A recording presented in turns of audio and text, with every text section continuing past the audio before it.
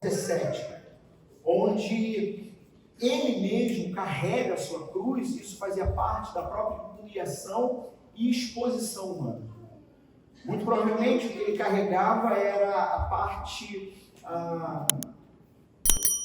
transversal da cruz. A outra parte já se encontrava no local. E na sequência do texto, então, é dito, o que Pilatos mandou escrever naquela placa: Jesus Nazareno, o rei dos judeus. E o próprio texto aqui vai relatar como que na época os padres, os pastores, os mestres religiosos da lei se ofenderam com o que estava acontecendo e mal sabia eles o que estava prestes a acontecer. Porque os padres, os pastores, os bispos, porque destes se tratavam os homens que foram interpelar, pedindo a Pilatos que não escrevessem isso. Muitos judeus leram esse título porque o lugar em que eles foram crucificados é perto da cidade, ou seja, é muito emblemático o que está acontecendo. Então, um homem está sendo humilhado, morto. Vimos na sequência de Lucas que muito provavelmente o que acontece é que quando deitam ele no chão e já nas primeiras marteladas das 9 da manhã, você tem esse primeiro balbuciar do Cristo, talvez entre dentes, pedindo que o Senhor perdoe. E nós vamos ver em todo esse primeiro momento o Cristo, na verdade, abstraindo a sua própria dor, abstraindo o que está acontecendo com ele e tendo os olhos voltados para fora, para os outros, para aquele que estava ao redor deles. Às vezes eu tenho que me lembrar que eu tenho que falar menos difícil. Jesus, então, ele está nesse momento aqui. Pilatos vai dizer: escrevi o que escrevi. E na sequência do texto de hoje, meus irmãos, nós temos aqui, na verdade, todo o processo de crucificação de Jesus, mas nós temos aqui cumprimento de profecia. Cumprimento de profecia. Os soldados, então, quando crucificaram Jesus, limpam as vestes, fizeram 4 partes, eles vão praticar aquilo que até hoje é conhecido, entre soldados numa guerra, que tem o nome de espólios de guerra. Então isso era muito comum, que os presos eles eram despidos e as roupas, as vestes, aquilo que eles possuíam, sandálias, enfim, eram repartidos. No entanto, o texto ele vai dar uma atenção especial a essa túnica, a descrição de uma túnica. E muitos autores aqui vão se perguntar o seguinte: por que, no meio de tanta agonia, por que numa sequência cronológica, Jesus pede perdão ao Pai àqueles que estavam ali, porque não sabiam o que estavam fazendo? Depois Jesus vai garantir salvação a um dos bandidos, a um dos malfeitores que estavam ao lado dele. Nós temos todo esse processo acontecendo da crucificação. Os textos bíblicos vão dizer que mulheres acompanhavam toda essa procissão triste, medonha. Em contrapartida, os discípulos, aqueles que acompanhavam Jesus em todos os momentos, o próprio Pedro, que disse que puxaria da espada, e olha que anteriormente, na noite anterior, realmente puxou da espada e cortou a orelha de Malco. Mas você tem os discípulos abrindo, correndo, fugindo. O texto vai relatar que apenas um se arrependeu e volta, que vai ser João, o discípulo amado. João é aquele único que volta e se reúne junto a essas mulheres nesse caminho. Jesus deve ter visto Maria, a mãe dele, em várias situações enquanto caminhava, sabe? Enquanto quase desmaiava, enquanto estava quase desfalecendo, mas ele deveria sim ter flashes de Maria, das outras mulheres. Não sabemos exatamente quando João chega na cena, mas com certeza Jesus já estava contemplando o que estava à volta dele. Jesus então ele está pendurado, muito provavelmente a cabeça dele reclinada, não se aguentava de dor. Se vocês quiserem saber, os próprios relatos bíblicos, eles não se concentram tanto em toda a dor e todo o processo da crucificação. Primeiro porque culturalmente já era algo conhecido, né? Então, se você, meu irmão, quiser saber mais sobre como foi isso, existem blogs e professores e médicos, né, fazendo dissertações sobre, muito provavelmente, tudo que Jesus sofria na carne. Mas o ponto é que Jesus tem que passar por isto sozinho. Ele vê o seu discípulo, vê a sua mãe, vê outras mulheres ao redor, mas ele vai precisar passar por tudo isso sozinho. Experimentar uma dor, que daí vem o termo, uma dor excruciante, uma dor que vem da cruz. Eu não sei se você já usou esse termo, né? Mas antigamente eu acho que era mais conhecido, né? Dor excruciante. A pessoa fala, poxa, eu bati o joelho e estou com uma dor excruciante. Não, meu amigo, tu não tem noção do que seja uma dor excruciante. Você pode ter uma dor aguda, uma dor latente, mas você não sabe o que é uma dor excruciante, o que está acontecendo aqui. A vergonha que Jesus está passando, a humilhação que ele está passando dentro daquele contexto, onde, por exemplo, um romano, sendo cidadão romano, ele nem crucificado seria, ele seria, no máximo, teria a cabeça cortada, ou enforcado, enfim. Mas um cidadão romano só passaria por isso, por algo muito próximo a uma traição pessoal ao imperador. E olha lá, os próprios filósofos romanos diziam que um cidadão romano decente não deve nem mencionar o termo cruz, de tão pesado que é isso. Jesus então está aqui, nesse processo. E na sequência do texto, cumpre-se a profecia do Salmo 22:18, quando os soldados dividem, né, as vestes. E aí volta aquela dúvida de se perguntava, como que diante de tudo isso, diante de toda essa dor, estamos nos aproximando aqui das 3 da tarde, né? O próximo texto vai dizer que às 3 da tarde houve uma escuridão, e aí irá vir o quarto brado, né? Mas estamos aqui talvez se aproximando das 3 da tarde, diante de todo esse pesadelo, percebe-se soldados conversando. João já nos disse o que eles estão fazendo. Que eles estão cumprindo uma profecia de Salmos. Alguns estudiosos, eles vão dizer o seguinte, que esta túnica, uma túnica, né, sem costura, uma túnica completa, uma túnica única, alguns estudiosos vão dizer que culturalmente túnicas como esta eram dadas aos primogênitos. Por isso, a possibilidade de que Jesus, ao olhar e perceber esta cena, perceber o cumprimento da profecia do Salmo 22, ele se lembra daquela que foi a primeira a lhe beijar a testa. Nós temos então uma mãe ali. Ela que entre os seus 11 e 15 anos, é que eu estou abrindo bem o leque, porque não há um consenso, mas entre os 11 anos de idade aos 15, neste período, é que ela vai ter um encontro com o anjo, e um ano depois, o nascimento de Jesus. Temos, então, essa mulher que educou o Cristo, que cuidou dele, que muito provavelmente, como uma arte que ele tenha feito, foi ela que passou o mertiolate da época, né? E que agora, aquela que lhe acariciava o rosto, lhe beijava a testa, não pode botar a mão na coroa de espinhos. O interessante é a própria coragem desse apóstolo que volta em algum momento, João.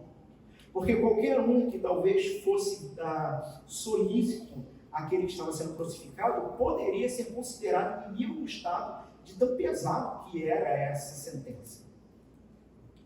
Nós temos então essa mulher, né, que ainda junto ao marido, nós temos o último relato dela e o marido, José, com Jesus aos 12 anos de idade, que, lembram-se disso? Ele meio que se perde, né? Mas não se perdeu, ele estava na casa do pai, ele estava discutindo, vejam só, com 12 anos, teologia com os mestres da lei. e que quando Maria e José percebem a falta do menino e voltam aflitos a procurá-lo pela cidade e chegam no templo, o registro lá do texto de Lucas vai dizer que ela se encontrava com o coração contrito, apertado, seria uma possível tradução no grego para o que estava acontecendo. Ou seja, trata-se de uma mãe que nunca teve até então um filho distante dela. Em contrapartida, uma mesma mãe que junto com os outros filhos que ela teve, e talvez alguém pode gerar alguma dúvida, mas então Maria, ela teve outros filhos? Sim, meus irmãos, Maria teve outros filhos a partir de vários relatos bíblicos e, enfim, numa defesa da Igreja Católica Romana de defender a perpétua virgindade dela, eles vão tentar traduzir textos de irmão de Jesus para dizer que, na verdade, seriam primos de Jesus.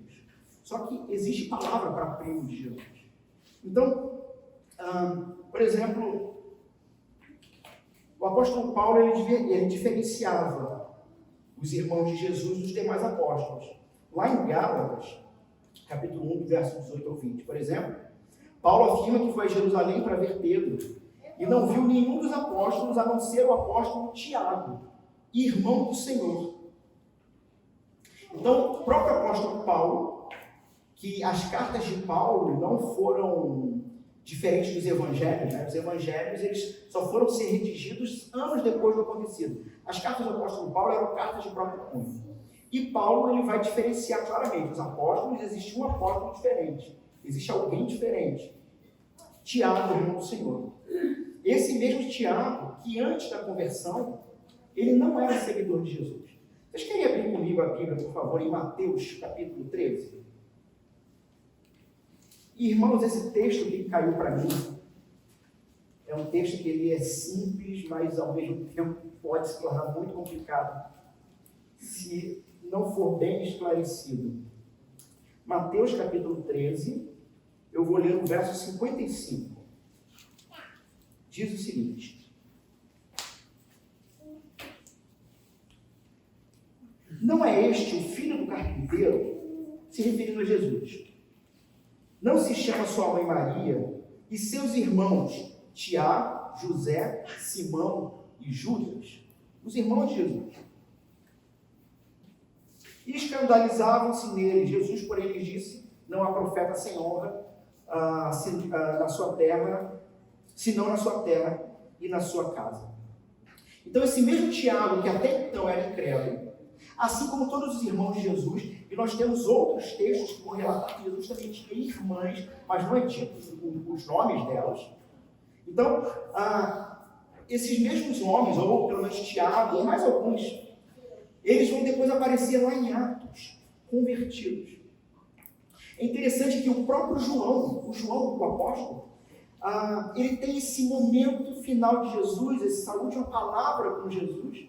Só que no domingo da ressurreição, ele e Pedro são um dos primeiros, após as mulheres, a correrem para o local do túmulo, encontram vazio. O texto da ressurreição vai dizer que esse João, ele olha e aí crê, ele entende, de fato ele ressuscitou. Inclusive o texto vai dizer que na sequência ele volta correndo para casa, muito provavelmente para dizer: Maria, o mestre ressuscitou, nosso mestre ressuscitou, Jesus ressuscitou. Então teríamos outros textos para falar sobre essa questão dos irmãos de Jesus, vários outros relatos também sobre isso, né? Que vai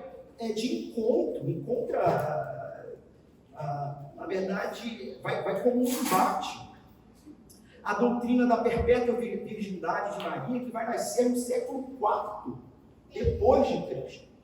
400 anos depois de Cristo, a Igreja Católica Romana ela vai definir o dogma.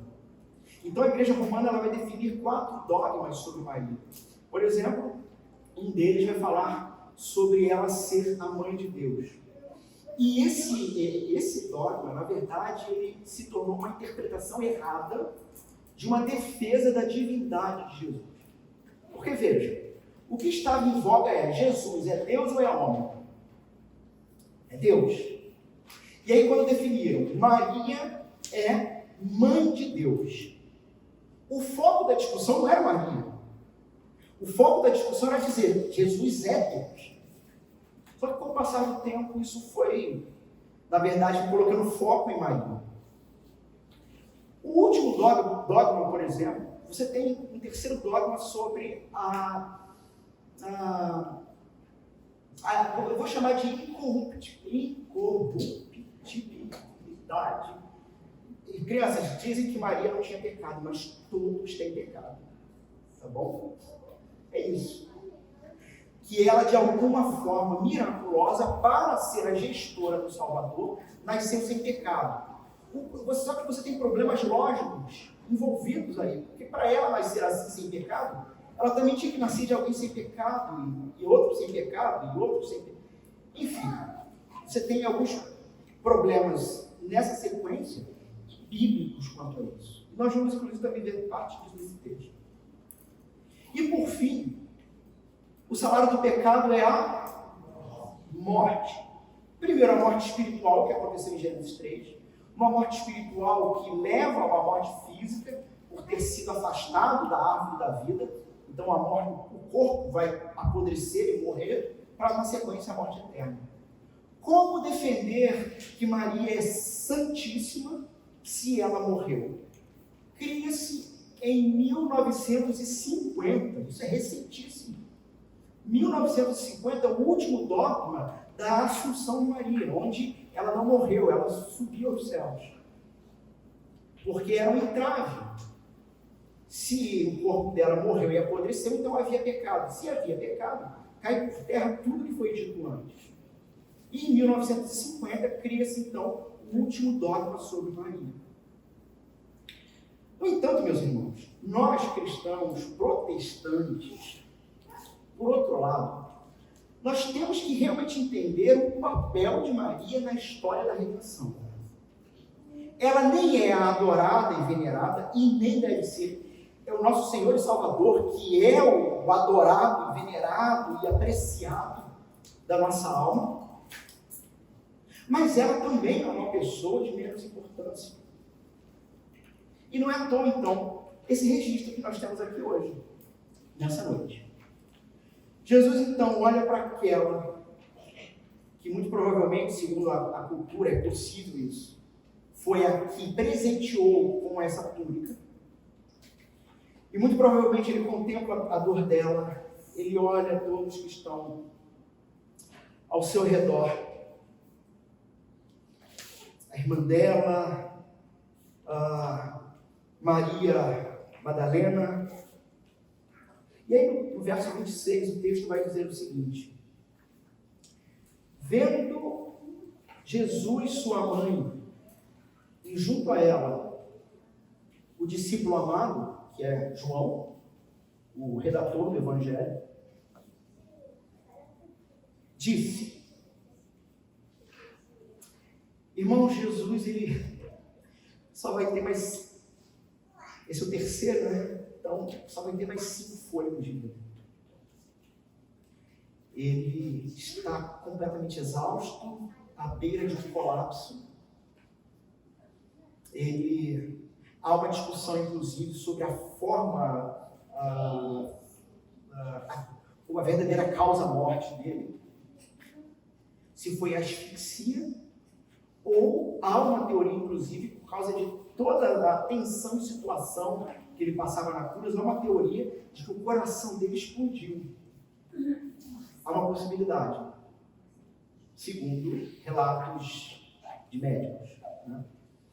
Nós sempre somos mais tendenciosos a crer na questão da asfixia. O peso do corpo vai caindo e toda aquela dor e o pulmão vai se comprimindo, mas também há uma outra possibilidade. Enfim, o coração romper.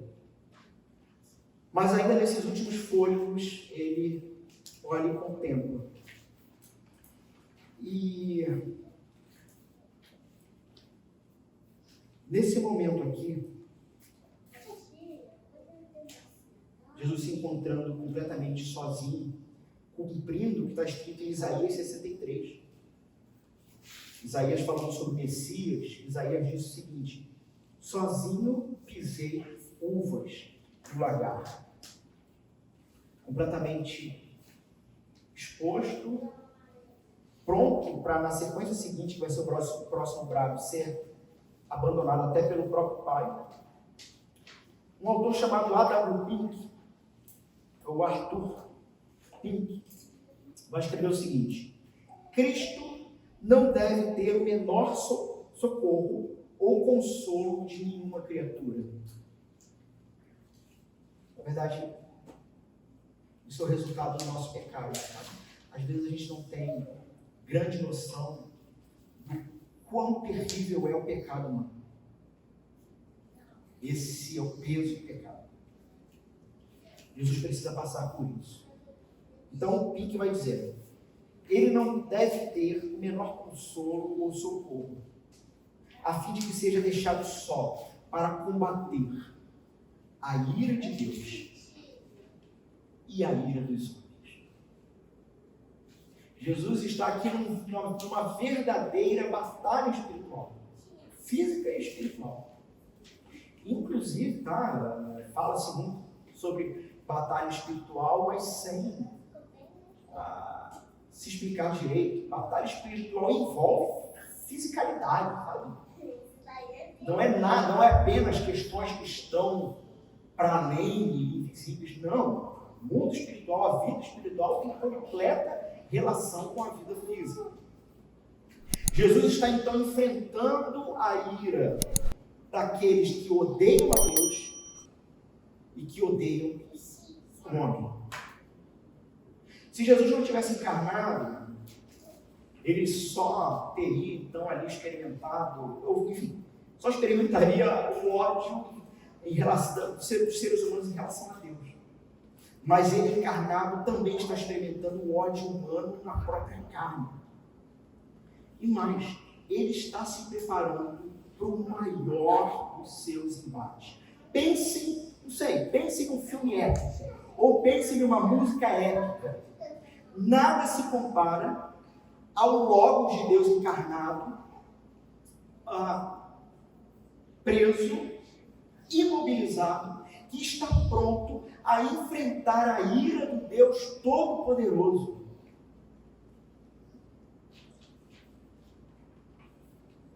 Nesse momento, então, vendo a sua mãe, o discípulo amado, ele vai dizer: mulher, eis aí o teu filho.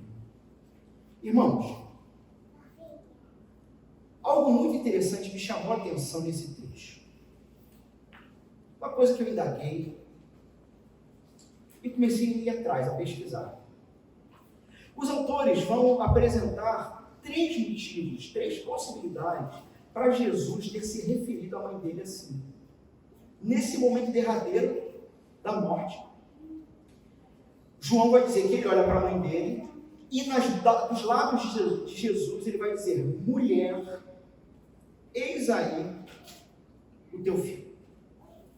Alguns autores vão dizer que Jesus está usando de gentileza, porque muito provavelmente diante daquele terror, se Jesus dissesse mãe, talvez isso acabaria de vez com Maria. Maria que na verdade inclusive já estava experimentando o cumprimento do que Simeão, lembra-se de Simeão? Lá no início de Lucas, quando Maria vai levar o menino ao templo e tem um crente no Senhor lá, um idoso chamado Simeão, que vai dizer: Senhor, já pode me despedir teu servo em paz, porque meus olhos viram a salvação, isso com o bebezinho no colo. E Simeão vai profetizar para Maria: olha, seu coração será transpassado. Talvez naquele momento ali, Maria lá com os seus 15 anos, não tivesse entendido bem. Enquanto que agora, talvez entre 40 a 45 anos. Essa seria a média de idade de Maria. Ela ouve do filho dela isso. Então alguns vão dizer que provavelmente Jesus está querendo ser gentil, não chamando de mamãe. Eis aí teu filho. Isso talvez acabaria com Maria de Deus. É uma possibilidade, mas me parece superficial.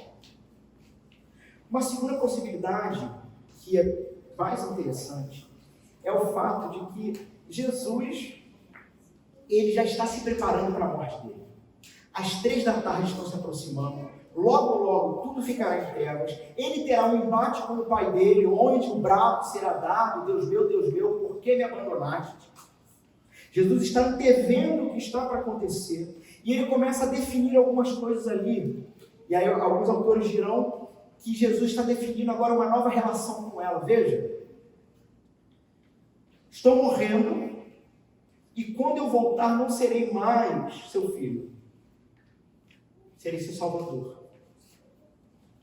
Então, Jesus estaria definindo já o que está prestes a acontecer. Uma definição interessantíssima.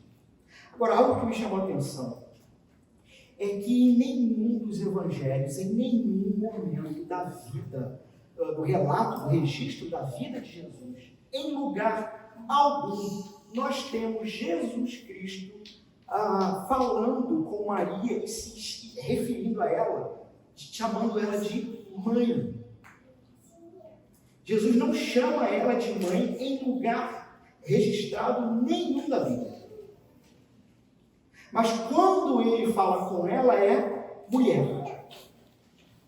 Lembra-se? Mulher, não é chegada a minha hora. Onde foi isso?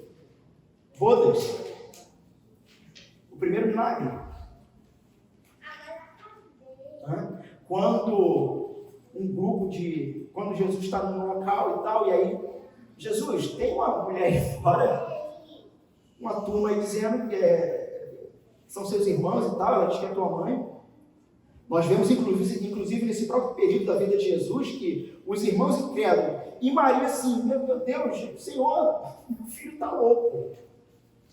Percebam, nem Maria, né? A gente tem que Maria, não. Assim como os discípulos que só se converteram de fato pós-ressurreição, Maria também era assim. Inclusive, e os comentaristas vão dizer que é após este acontecimento aqui, é que nós vamos ver lá em Atos, a igreja reunida, que o relato de que está Maria e seus filhos, junto com os irmãos. E num contexto em que agora ela faz parte, de fato, da família da fé, lá em Atos. Toda história pregressa, não. Então a gente tem aquela história, né? Estão dizendo que é tua mãe. Jesus vai dizer, olha, minha mãe e meus irmãos são esses que estão fazendo a minha vontade. Jesus não chama ela de mãe. E o que nós temos, essa cena que nós temos é, irmãos, a cena que define a nossa eternidade. É a cena que define a eternidade humana e mais, é a cena que vai definir a eternidade de toda a criação.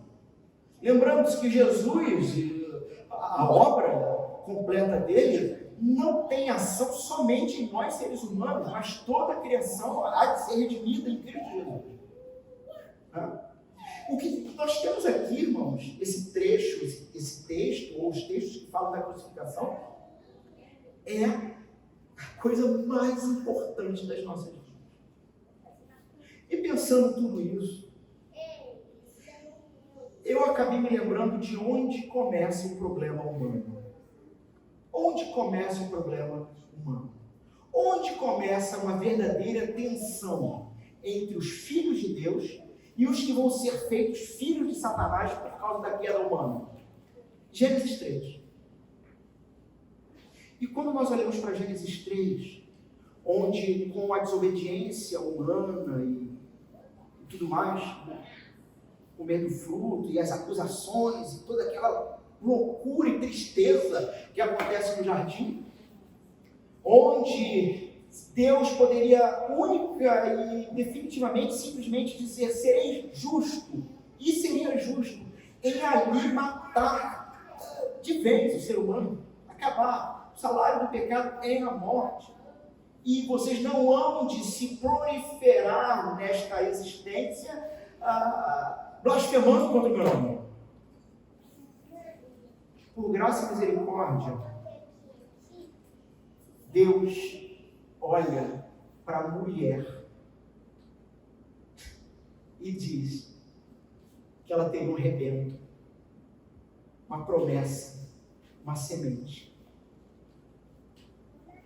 E que a semente da mulher teria o seu calcanhar machucado, picado por uma serpente. No entanto, essa ferida lhe daria a chance de esmagar de vez a cabeça de Satanás, a cabeça da serpente. Irmãos, me parece que o que nós temos aqui é definitivamente o cumprimento de Gênesis 3, onde a mulher que proveu a semente se encontra diante da semente, diante de Cristo. E ali, Jesus então ele está instituindo uma nova relação familiar. Nós vimos que João, ele se aproxima novamente. Depois de ter fugido, ele volta, se aproxima da cruz. E nós temos aqui, tanto para Maria quanto para João, uma fala. Primeiro para João. João aprendeu que quem se aproxima da cruz recebe nova responsabilidade. João aprendeu que no cumprimento da morte do Filho de Deus, e que em se aproximando deste cumprimento, se aproximando dessa morte, nova responsabilidade é dada para ele. Irmãos, isso faz a gente pensar o seguinte: o quanto de responsabilidade de fato nós cristãos entendemos e assumimos a nos aproximarmos da cruz de Jesus. Já viu pessoas que dizem assim: no meu trabalho ninguém sabe que eu sou crente, porque é mais fácil trabalhar, porque eu não preciso cumprir um monte de questões éticas e regras ali, porque eu não estou escandalizando o nome de Jesus, porque ninguém nem sabe que eu estou com Jesus. No entanto, a exortação que nós temos deste texto é: aproxime-se da cruz sabendo do seguinte: ao se aproximar da cruz, nova responsabilidade, nova vida terá que ser assumida. Sim, João assumiu uma missão muito específica. Alguns vão dizer que Maria estava aqui sozinha e por isso que ela não tinha filhos, mas não, irmãos, nós já vimos que nenhum dos irmãos de Jesus acreditava no ministério dele. Na verdade, eles deviam ter muita vergonha de Jesus. Está lá, meu irmão. E é muito natural, então, nesse contexto, Jesus olhando para sua mãe, olhando para o seu discípulo amado, dar a ele essa nova tarefa. Ninguém pode se achegar à cruz sem vê-la como um lugar de devoção e autonegação. Jesus está dizendo então para João o seguinte: veja, uma nova tarefa eu estou te dando, e a partir daqui você tem uma nova família, você tem uma nova responsabilidade. Um autor chamado Erwin Lutzer, ele vai dizer o seguinte: viemos à cruz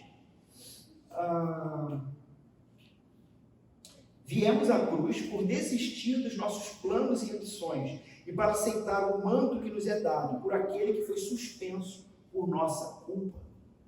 Ir até a cruz, contemplar a cruz de Jesus e definitivamente se afirmar um cristão é alguém que está disposto a receber missão para a vida. E ter missão na vida significa não viver mais, como disse o grande filósofo, deixa a vida me levar, vida leva eu.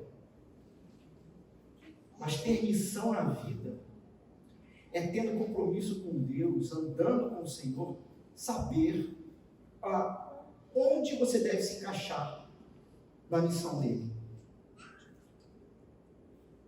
Veja que João, ele não foi repreendido pela fuga. Ele fugiu e apareceu ali. Jesus olha para ele naquele momento final, ele talvez se fosse de nós, que fugiu, né? No entanto, o chamado do Evangelho, o chamado de Cristo, é mesmo para você que continua fugindo. Todo domingo. Não é o domingo sim, domingo não. Você que parece que ainda não se encontrou. Você que parece que ainda não sabe bem o que é da vida. O chamado dele não é simplesmente para ser repreendido, mas o chamado dele é para te reorientar. Talvez você possa ter se perdido, sabe? No meio do caminho, e aqui eu não estou falando de perda de salvação. Aqui eu estou falando de cristãos que realmente, depois de viver muito tempo dentro de ambientes religiosos, vão se cansando daquilo, sabe? Aquilo vai se tornando enfadonho, perde o sentido. Uma coisa que eu me preocupo muito, inclusive, nessa plantação, tá, meus irmãos? É o seguinte, nós seres humanos, inclusive, somos orientados por missão, por objetivo. Diz que quando a pessoa para de construir a casa e morre, né? Temos que ter objetivo, tem que ter missão. E eu fico muito preocupado ao observar outros locais e me perguntar o seguinte: será que nós já corremos o risco de nos desorientarmos? De nos perdermos no meio do caminho? Irmãos, não podemos perder de vista o fato de que o Senhor nos uniu diante da cruz dele, proporcionando nova família, dizendo: olha, eis aí sua mãe, eis aí teu filho. Vocês agora são uma família a partir da fé do que vocês estão vendo. Diferente dos irmãos dele que não criam e não estavam ali, mas esses que estavam ali naquele momento são constituídos como nova família pela fé. O Senhor nos chama então a sermos nova família diante da cruz dele, mas nunca perdendo o foco do seguinte: nosso olhar sempre precisa ser para o lado. Nosso olhar sempre precisa ser ao redor. Nossa preocupação sempre precisa ser, em primeiro lugar, com a família, com os da fé. Sabe, quantas vezes de fato você se preocupou em orar por um irmão da sua igreja? Quantas vezes você se preocupou em dar um telefonema para alguém que está sumido? Mas ao contrário disso, você continua vivendo a sua vidinha mesquinha e miserável de segunda sala. E a gente tem essa cena, Jesus dizendo: eu estou aqui, faltam mais 5 fôlegos para a morte, mas eu preciso reorientar a vida de vocês. Sabendo que agora em Cristo, na família de Deus, todos nós aqui somos irmãos, irmãs, pais, filhos, uns dos outros. Nos lembramos, por exemplo, de Paulo orientando a Timóteo como instruir as mulheres mais velhas como a mães, as mais novas como a irmãs.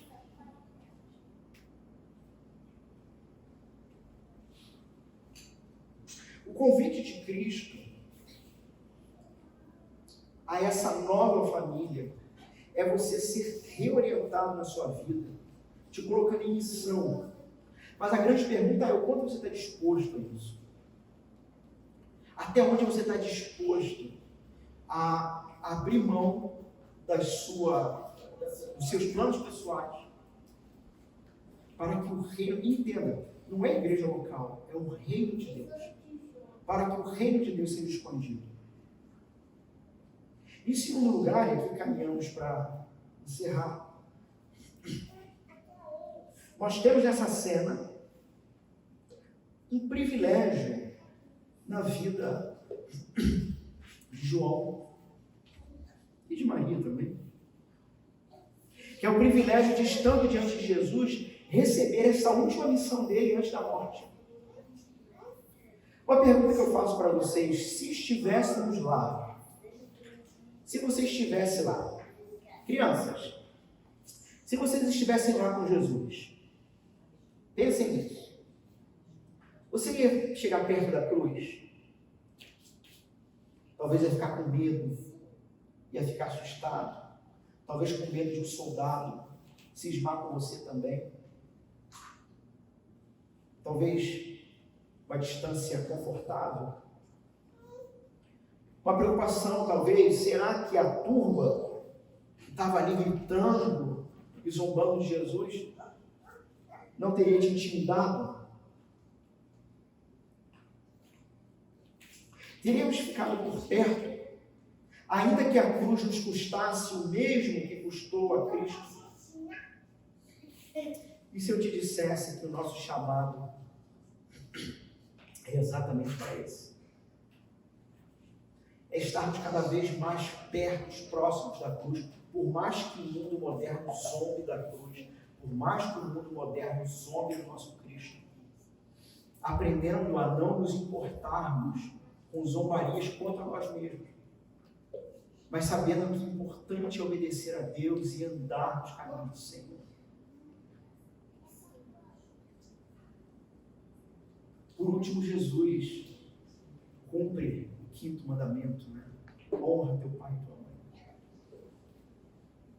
Nesse momento final, ele olha então para Maria, que ficaria desamparada, entendendo que em Cristo há uma ruptura. Sim, existe a família de sangue. Mas assim, vai parecer muito politicamente incorreto o que eu vou dizer. Mas no reino de Deus, o que mais importa é a família da fé. No reino de Deus, o que de fato é mais importante é o crescimento, amadurecimento e consolidação da família da fé. Porque é a família da fé que vai viver com Cristo para sempre. Por isso, inclusive, é a urgência da missão, que nós anunciamos a todos os nossos parentes para que eles, pela misericórdia de Deus, possam vir a ter fé. Depois dessa hora em diante, o discípulo a tomou para casa. Qual a ideia do texto? Ele assume a missão, ele vai ficar com Maria, amparando ela até o fim, durante a escuridão, durante os últimos suspiros. Essa mãe que sofre em silêncio, não profere uma palavra, mas vê na cruz não mais o seu filho, mas o seu Senhor, seu Salvador, o seu Rei. Que nós olhemos para a cruz de Jesus também com esse mesmo coração e com essa mesma disposição. Vejo ali alguém que fez tudo que era necessário para que eu tivesse vida. Que eu vá então e faça o mesmo. Tudo necessário para que os meus irmãos tenham vida. E para que aqueles que não conhecem Jesus tenham pelo menos a sua goela seca, sabe? Pingado um pouquinho de água. Ou seja, tenham as suas aflições diminuídas também. Vamos fechar nossos olhos?